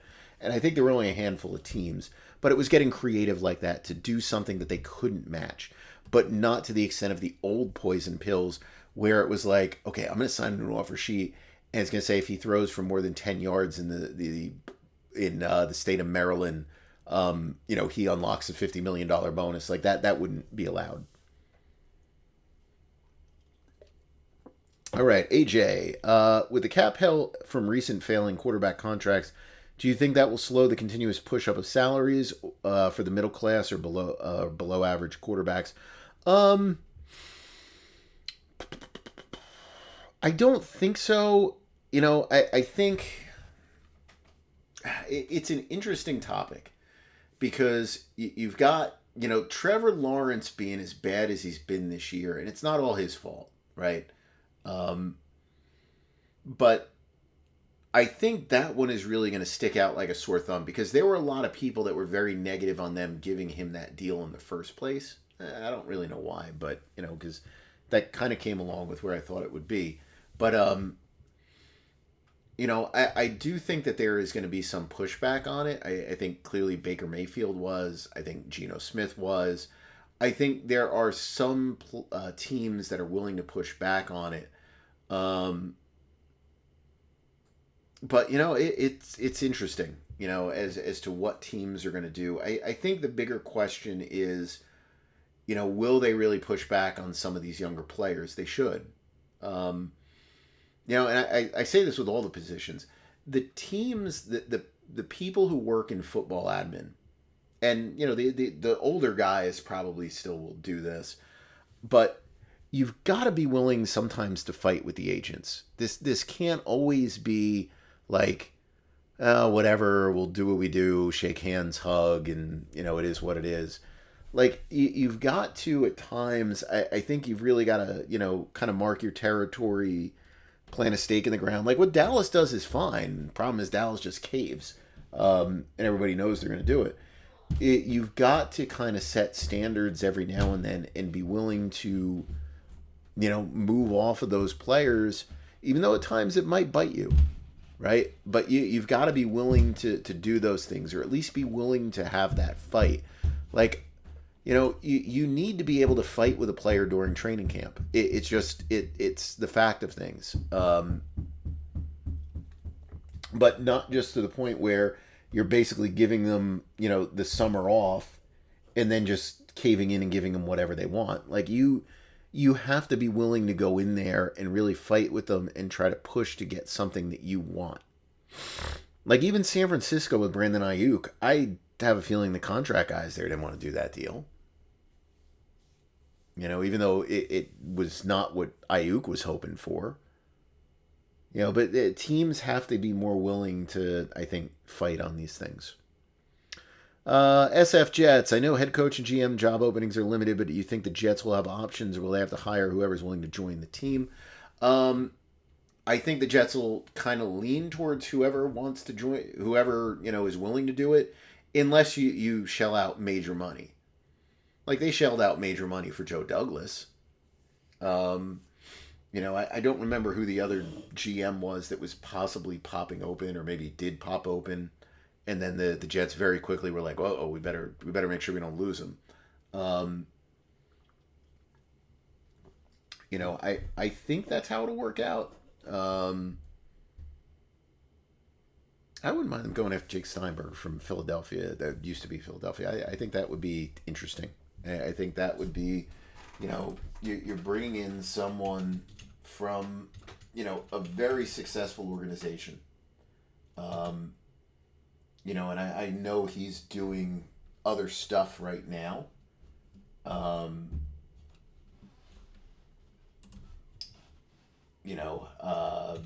But, I think that would be,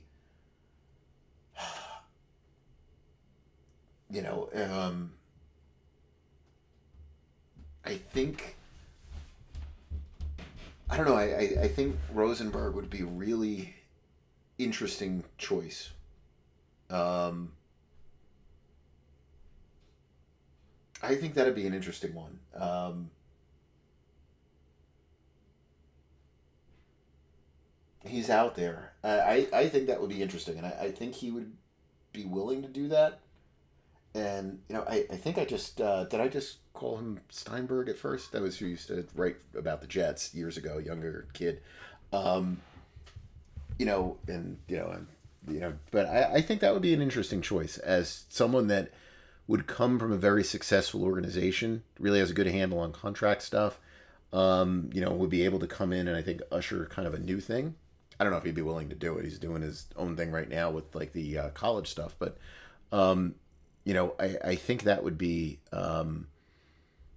interesting there. But yeah, I think and when the Jets hired Idzik, it was kind of like that. Like they didn't really that there were people that weren't really interested in the Jets, and it wasn't so much the Woody thing at that point. That was that you were going to have Rex Ryan, who was a very domineering personality.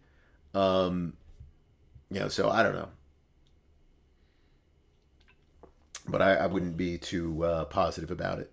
Andy, quarterbacks are almost never released mid-season like Jones was. Can you go over some of the pros and cons of why do you think the Giants might have done it? So I think they were just looking to avoid what had become a completely negative situation. Now, maybe they were able to redo that contract the way I said to where maybe he gets picked up on the waiver wire. Doubtful, but, maybe. Um, I would say most likely that was probably the owner coming in after all the stuff went down about the safety thing and was just like, look, let's just cut ties. Let's just, give Daniel his opportunity to go and do something else because this is a bad situation for him. He's not going to play here anymore. And, it's like he's become the butt of all these jokes and it's not a good thing. Like, let's just let him go. Steve again. Am I right in saying option bonuses are akin to signing bonuses? You can spread them out. And roster bonus is akin to base salary. What's the logic in picking one versus the other, signing versus option? So the option is typically something that you put in the contracts to where you're picking up like some void year or something in a deal. Basically a signing bonus happens when you sign a contract, right? You can put a supersede, I guess, in there instead. But the option bonus, the rights to reclaim that money are more limited for the team. There's dates that could be involved that could give you more opportunities to trade for a player or to trade a player out. So yeah, while they are similar to signing bonuses, um, basically it's a mechanism that you do the option. Number one, it gives the player some security in that he's not forfeiting that money if he was to get suspended or something like that. Number two, it gives you the ability to have that low cap charge, but maybe still trade that player before the options actually due.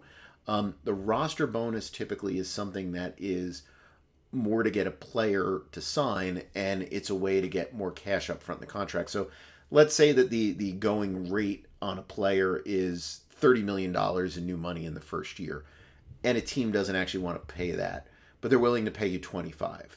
What they'll do is, the next March you'll earn a $5 million roster bonus.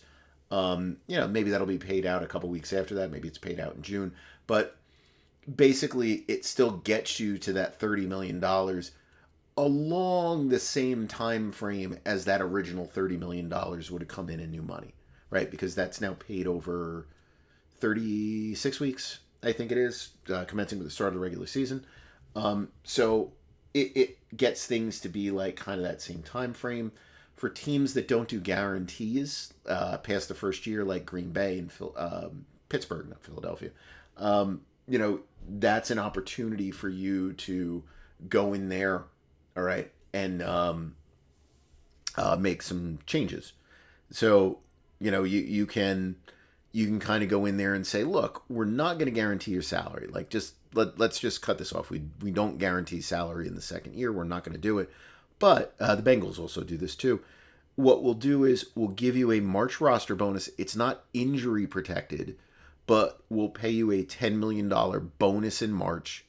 instead of making you wait until September to start earning it. And in a sense, that kind of functions as a guarantee, right? Because you earn it in March, it's guaranteed from that point forward. So that's a mechanism that's usually designed to be player friendly, to give them more salary up front. You know, if you use it in the back end of a contract, it forces a team to release that player if they're a question mark player. So, you know, that's kind of the reasons that you use those different mechanisms.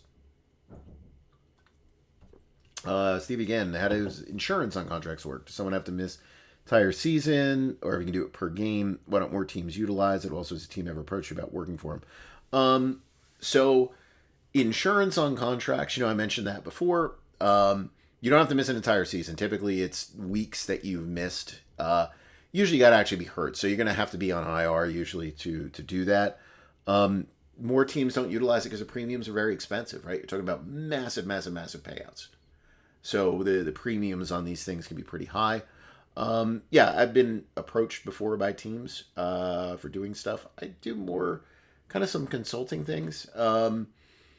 There was only one or two people that really mentioned about coming in there to like actually work. And I was pretty honest about just people bringing that up. Never was a serious discussion, but was pretty honest about like the fact that my family's not looking to move. I'm not, you know, I always say, well, it would be really cool to do. You know, there's a big difference in, you know, being in your 30s and being pretty mobile and being able to, you know, take a chance doing that stuff versus kind of doing what I do now and, you know, just kind of having some fun with it. It would be really neat to do. Like, I'm always really happy when I see the guys that, you know, have done stuff with me on OTC or, you know, have worked with Pro Football Focus or, you know, all these different groups, you know, that are there in the analytics world or whatever, you know, get an opportunity. Like, I think that's pretty cool. Like, if that's what they want to try to do, like, I think that's great. For where I've been in life when I was, you know, approached about those kind of things, it was not something that I wanted to, I think, really pursue. Like, I think that was not, you know, not for me. I think I've carved out a good little thing being here. I think I should do a little bit more in the instructional realm. I really enjoyed doing that when I used to go to Tulane and doing those things a lot. But, you know, I feel like I've carved out a little presence here. I kind of like what I do, and you know, I think for family purposes, this works out pretty good. Daniel, are there any pending UFA tight ends that might get big contract offers in free agency?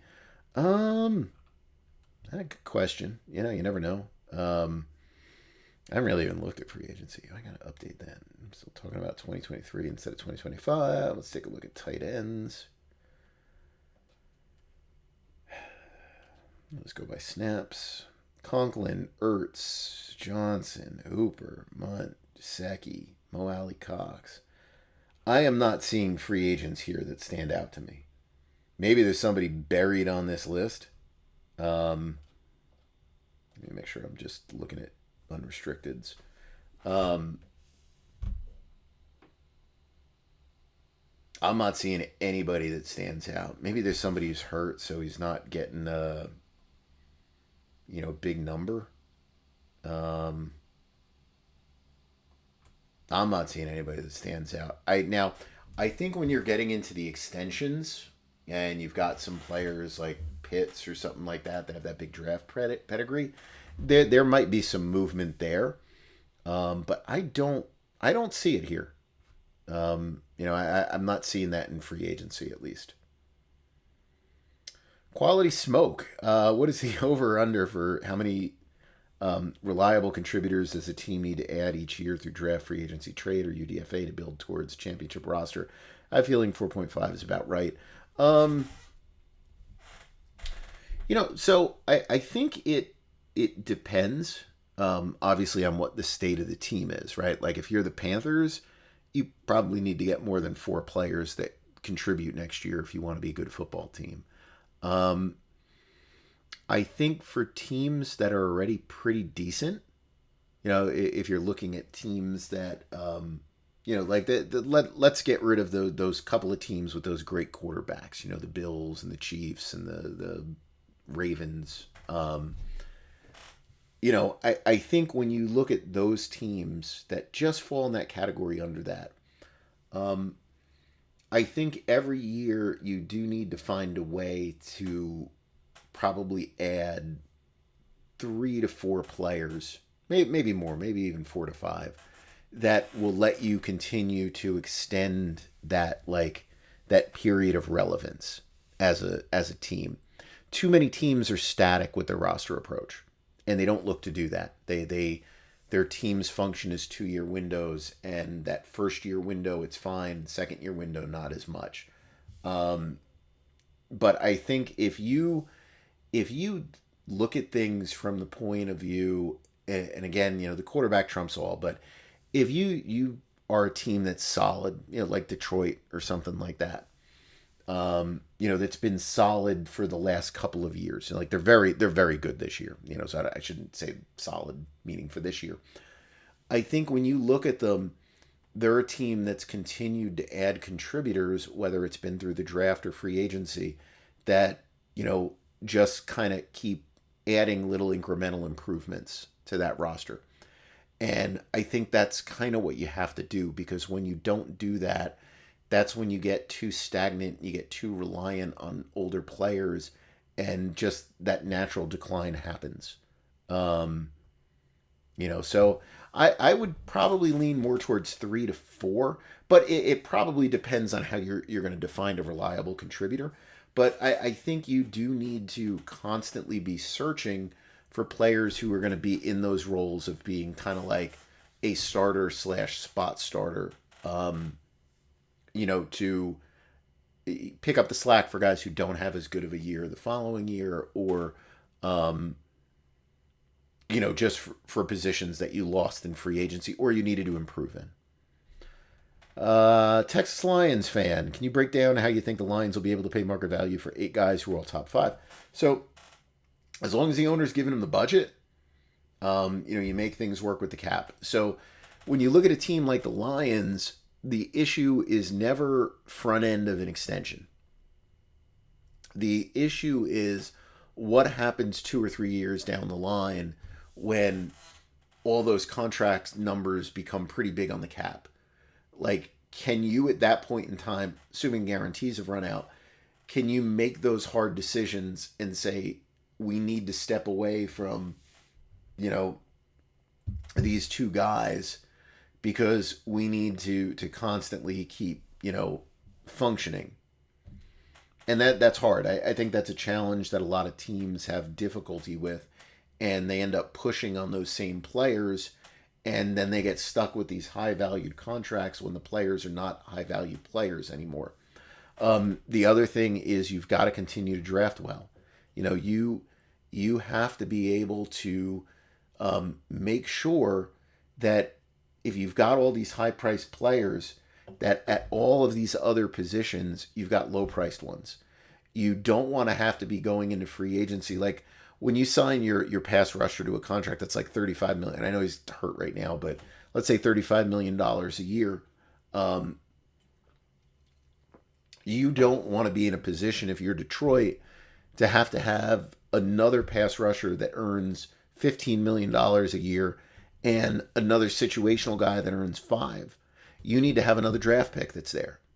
Like that's the way that you balance these things out. Once you get expensive, you have to balance out through the draft. And I think teams don't do it enough. They'll look at that and they'll be like, pass rusher's a strength, and maybe we've got this other guy that we can bring in, and, whatever else. And it's just like, well, what's our best available player? Let's just grab best available player. Or, they'll fall into these traps where it's like, okay, our pass rush is good and we just paid, this guy here. So, let's just, we really need a linebacker. So let's draft a linebacker in the first round. And then the following year, you're like, we really need someone to take the pressure off Hutchinson. We need another pass rusher. You end up going into free agency, signing that guy for 15, signing 2 guys for 7. Be proactive with it and say, yeah, just because we have him doesn't mean we can't bring in another guy that's young. That's the way that I look at it, at least. All right, let's take a look at our next set of questions here. Let's see. Whoops. I'm having a problem with this again. Whoops, I don't want premium on my profile. All right, let's see here. That time, why do the Jets suck every single year? His first name is Woody. That's the best thing that I can say. And look, I don't think that Woody Johnson is a terrible owner in the sense that, he's willing to spend on the team, which is, the first thing that you want to have happen. But, clearly the process they use is flawed, and I think that's there.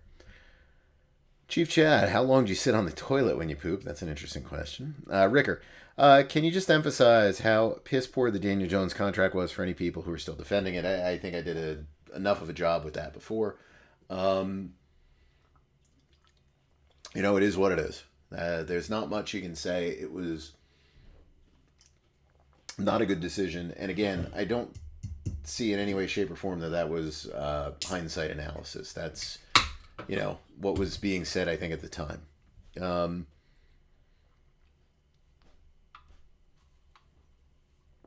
Anthony, at what point will Jared Mayo need to give up being this CEO-style coach and actually help out the defense? I haven't followed enough what's gone on there to say, one way or another. I know it's been a disappointing season, but, that quarterback looks pretty promising. So, I think that for this year, if you're a Patriots fan, just hope whatever shortcomings there's been with him as a head coach, that, he's going to take the offseason to be introspective about what he's done and how he can improve. And, I always like to say that, one of the best things are you reach out to other people.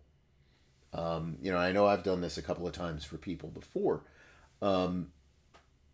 where you're just kind of looking for an outside assessment of what's gone on.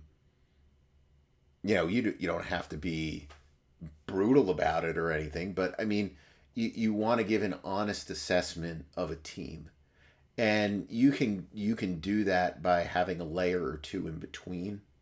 And if you're a coach that goes into it with an open mind and reads it, and you can defend your own positions there, or your GM and roster building and stuff like that. But, I think that, you've got to be open-minded to, just being able to take constructive criticism about the job you've done and then how you improve from here. Because if you got a quarterback, your next thing is you just got to make sure that you're doing, the stuff that you have to do to where you don't become a target for them saying that, you're the reason the team is losing.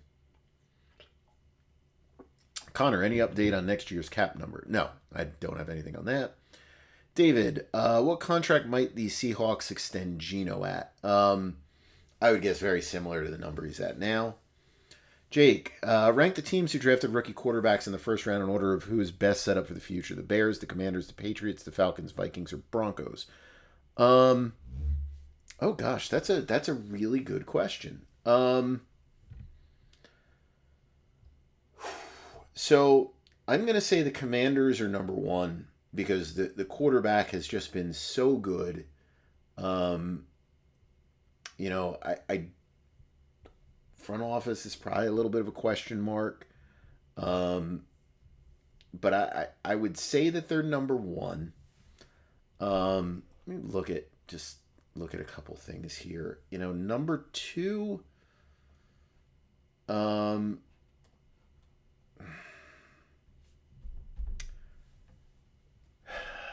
so this is an interesting one.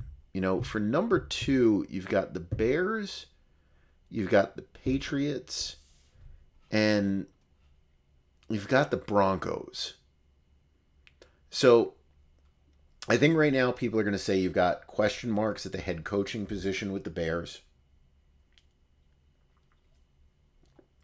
You've got probably some coaching questions about the Patriots. I think in terms of being a complete roster, they're probably lesser than the Bears. So the Bears have some older guys there.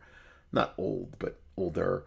The Patriots are probably more of a rebuilding team, but they have a ton of cap room, but they don't have an owner who's usually been a spender. Yeah, they had like a year where they spent. And, that's about that. And then you've got the Broncos, who are probably in the a lesser salary cap position, but there's a stable coach. And that quarterback has shown, higher level. If you had to rank those quarterbacks, it probably is going to go Nix, May, Williams, based on this year. So, all things considered, I think I'd probably go Broncos. I think I might go Bears and then Patriots. I think right now the quarterback in New England looks like he could have higher upside than the quarterback in Chicago. But I think New England has so many holes to fill, and I'd be just a tiny bit worried about how much they will spend, and how they'll do that. Then I think you get into the other two teams. I think the other two teams, obviously, their seasons are not being driven by the young quarterbacks at all. Pros and cons to both of those rosters. I don't think either of those are really set up for the future rosters. I think they're more kind of set up for this year rosters, and they happen to have young quarterbacks there. I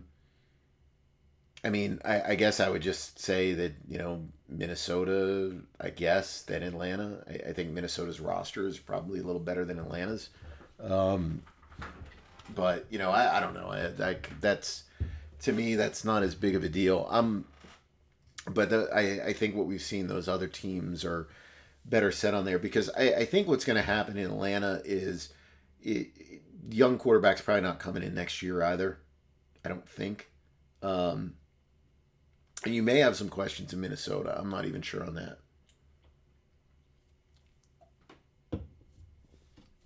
Give us your 2025 Jets GM, head coach, quarterback. I have no idea. I can't give you any of that. Dave, how much cash will the Jets end up paying Reddick this year, and how much cash did the holdout cost him? Let's see. It cost him quite a bit. So, because I don't think he changed anything on his numbers here. Maybe they did. What was his salary at? $14.25. It's still the same. So, how many games did he miss? Did he miss 8 games? That was $8.3 million. I think that's what it was. I think he missed 8. Is that what he missed? Let's say in the ballpark of 8. He skipped workouts. Now he's done that before, so 8.25, we'll say. He's got all that fine money that he's not getting back. Some of it they waived the forfeiture stuff, but they can't waive the fines. That was a couple $1 million. It was a massive blunder on his part. They should have been able to come to a middle ground.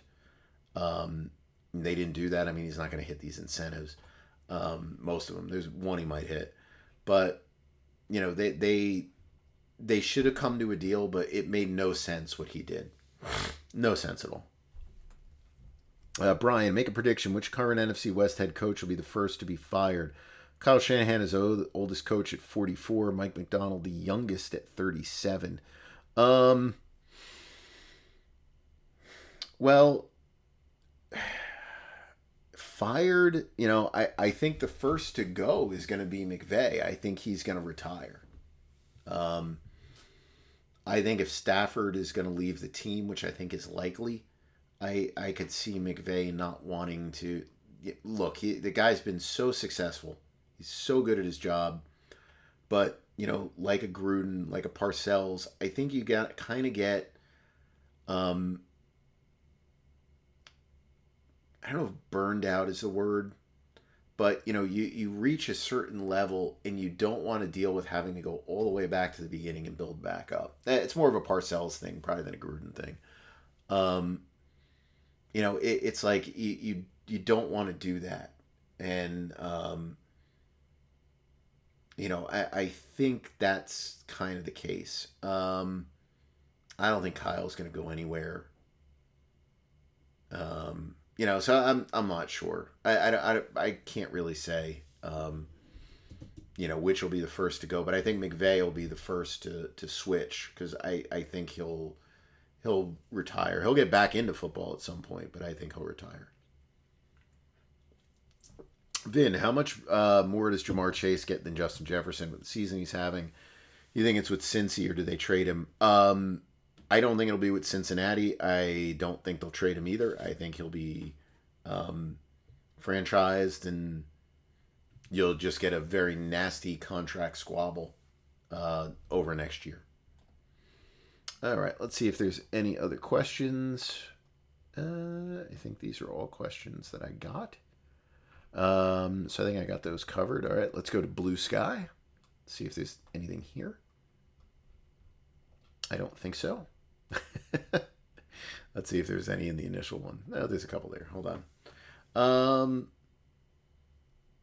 Let's go down here. KL339. Why don't players on the last year of their contracts with a bad team buy themselves out so they can sign with a contender and potentially get a ring? Well, you can't buy yourself out. There are enough players who make a stink and basically say, we need to go. And quite frankly, most teams will move on from those players. There's no point usually in having that. Maybe there's a couple that do. There's no point in Carolina having a player like Adam Thielen. Now, maybe they didn't know that going into the year because they thought Young was going to be, going to take a step. But, for like next year, and he's probably a free agent next year, but a player like that, there's no logical reason for that kind of player to be on that team. Are transcripts available to the podcast? No. I eat samosas. What are the Cowboys' options with Dak, CD Parsons, given they seem to be at a dead end? They're stuck. I think now the question is, do you extend Parsons or not? And I don't know the answer to that. That gets into the, can you trade him, get a bunch of first round picks and do something? Or, do you go wherever? Thomas, greetings from Copenhagen. There you go. Your thoughts on a Brock Purdy extension? Will it be like Mahomes, like Prescott, like Daniel Jones, somewhere in between? Seventh round draft status affect the contract negotiations compared to if he was a high pick? So it does. That draft stigma does carry, I always feel like, until like a third contract. But remember, Dak is a fourth round pick, and he's the highest guy on the board right now. So I think you can make an argument based on that. Now, San Francisco's not having a great year. They're not having a terrible year, but they're not having a great year. They're 500, I think, right now. He's been pretty good. I don't think he's been out of this world fantastic. So I think, this gets again into the concept of, do the contract guys there take over, where you try to get a deal that it's going to be pretty expensive, but it's going to be like Trevor Lawrence 55 expensive, or is it going to be, I'm setting a new standard 63 expensive? I think if they push on it, meaning his side, I think Lynch eventually will just cave in and say do whatever they want. But usually that draft status does work against you a little bit. Let's see. Wellison, is it possible to claim Daniel Jones through waivers and renegotiate, or is it too far-fetched? So, while, yeah, it's possible, I would say that's too far-fetched, because if he was going to drop that guarantee, he would have dropped it with the Giants. Now, like I mentioned before, maybe they worked something out to get him to get released, in which case he did it. But if he didn't do it, there's no logical reason why a team would claim him, owing him $13.8 million this year, and still think that he would give up that, $23 million in injury protection next year. So yeah, I think that's too far gone at that point. And I think that covers everything. I'm just looking here to see if I missed anything. Nope, I think that covers everything. So, all right. So I think we got all our questions in for this week. So I guess that's it. Next week is Thanksgiving, so we'll be away at relatives. So I'm not sure if I will have time to do a podcast next week. We'll see if anything interesting happens. Maybe there could be a Wednesday night podcast, unless we're leaving Wednesday. Or maybe when we get back next week, we'll see. If there's time to do it. If not, I'll do a podcast the week thereafter, and get one in there. So again, if anyone has any topics, any questions, feel free to email me and let me know, and we can go from there. So everybody have a great week. Enjoy the games tomorrow, or you'll probably listen to this more likely on a Monday, Tuesday, something like that. So enjoy the games the following week. Enjoy your Thanksgiving. And I will talk to everybody again sometime soon.